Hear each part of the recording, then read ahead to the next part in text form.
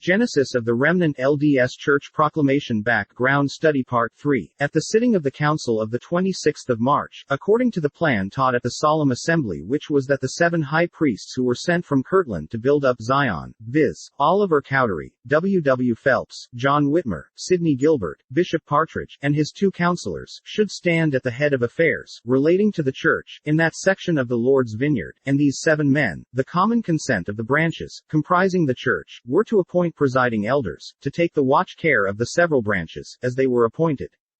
Now, therefore, as many of the high priests and elders went up to Zion and commenced regulating and setting the branches in order, allowing themselves as much power by the authority of their priesthood and gift of the Holy Ghost as those set apart and appointed to preside over the branches, it became necessary to call the council now spoken of, to set in order the elders of Israel, when, after a long discussion, it was decided from the revelations that the order taught in the solemn assembly was correct, and that the elders, when they arrived at Zion, were bound by the authorities set in the church, to be submissive to the powers that be, their labors and callings being more particularly to push the people together from the ends of the earth to the places the Lord appointed.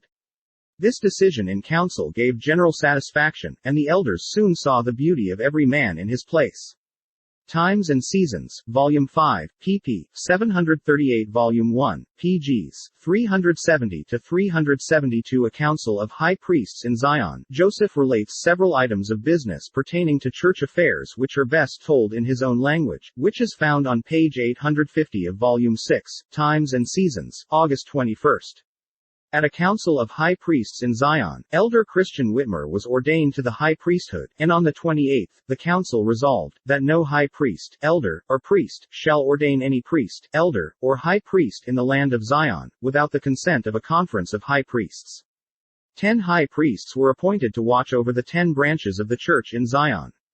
Volume 3, pg. 200 God's law shall be kept, while pondering in my heart the situation of the church, on the 18th day of November 1851, on the prairie, about 3 miles northwest of Beloit, Wisconsin, the Spirit of the Lord came upon me, and the visions of truth opened to my mind, and the Spirit of the Lord said unto me, Verily, verily, saith the Lord, even Jesus Christ, unto his servant, Jason W. Briggs, concerning the church, Behold, I have not cast off my people, neither have I changed in regard to Zion. Yea, verily, my people shall be redeemed, and my law shall be kept which I revealed unto my servant, Joseph Smith, Jr., for I am God and not man, and who is he that shall turn me from my purpose, or destroy whom I would preserve? Wolves have entered into the flock, and who shall deliver them? Where is he that giveth his life for the flock? Behold, I will judge those who call themselves shepherds, and have preyed upon the flock of my pastures.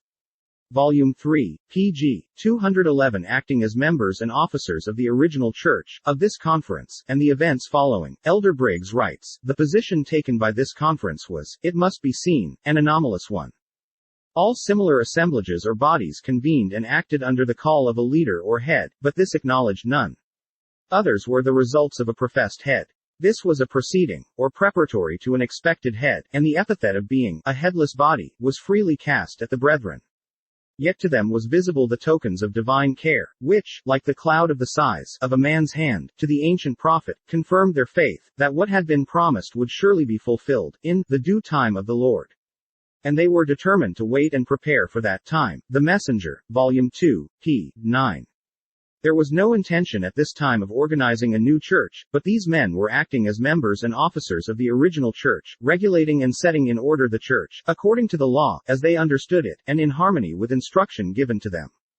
Volume 3, pg. 212 Organizing to the pattern. From this conference the elders returned to their homes and fields of labor with a deeper sense of responsibility and a more determined purpose to hold up the standard of Christ, raised anew by the Spirit's power, which manifested, from time to time, that we should organize, in preparation for the re-establishment of the quorums and first presidency of the church, according to the pattern in the Book of Covenants.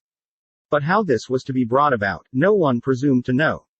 Volume 3, pg. 213 Temporary Presiding Officer. The following resolution was adopted to provide for a temporary presiding officer, while awaiting the coming of the promised president of the high priesthood. Resolved, that the highest authority among the priesthood represent the legitimate president as a presiding authority. Church Record, page 7. Volume 3, pg. 213 Awaiting patiently the unfolding plan. Thus ended the year 1852. This band of saints had renounced all would-be leaders, and in confident expectancy were waiting for promised light and wisdom. Yet they were resolved not to act rashly or hastily, but to await patiently the unfolding of the plan, as in the wisdom of God it should be revealed. So none presumed to know just what was to be done. It was enough for them to know that God had promised, and that he was able to fulfill. However, these days of patient and confident waiting must have been fraught with anxious care.